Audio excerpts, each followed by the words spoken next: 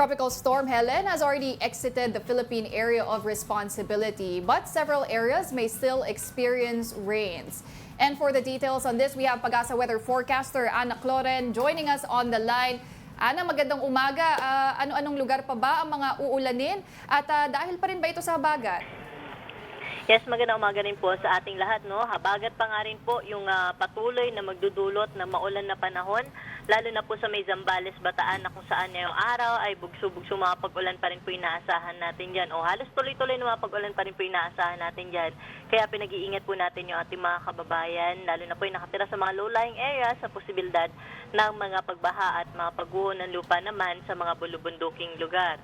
Occasional rains in-expect din po natin sa may Pangasinan, Tarlac, Pampanga, Occidental Mindoro at Northern Palawan. Samantalang dito sa atin sa Metro Manila, sa Abra, Benguet, Nueva Ecija, Bulacan, Cavite, Batangas, Rizal, Oriental Mindoro, Romblon, Antique, Iloilo, and the rest of Palawan at Ilocos Region ay patuloy humakaranas ng makulimlim na panahon at may mga tsansa pa rin po ng mga light to moderate rains dahil sa habagat. But the rest of the country, kasama po dyan yung Visayas, Mindanao, and the rest of Luzon, fair weather condition po inaasahan natin, maliban sa mga maikling pag-ulan o saglitang pag-ulan, lalo na po ito sa hapon at sa gabi, dala ng mga localized thunderstorm.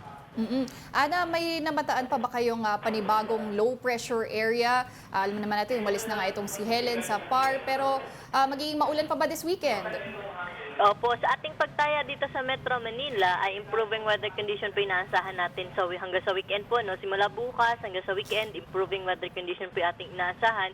May mga pag-ulan pa rin po pero mga isolated cases na lamang. Pero doon po sa may Zambales, Bataan, Ilocos Region area, Babuyan Islands, magpapatuloy po yung kanilang naranasan na maulan na panahon dahil po sa habagat. Kaya itong mga areas po nito, sila po yung under monitoring kahit wala ho tayong mga LPA or bagyo po ngayon, pero dahil po sa habagat ay makakaranas pa rin sila ng mga pag-ulan.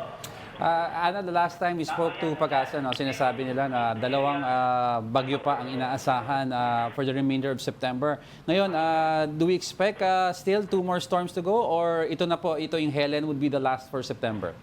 Sa kasalukuyan po, no, nasa halos kalagitnaan pa lamang ho tayo ng Setyembre. Sa ating yung long-term forecast po natin na TC threat potential, meron po tayo doon nakita na vortex or kumbaga po posibleng circulation po in the coming weeks.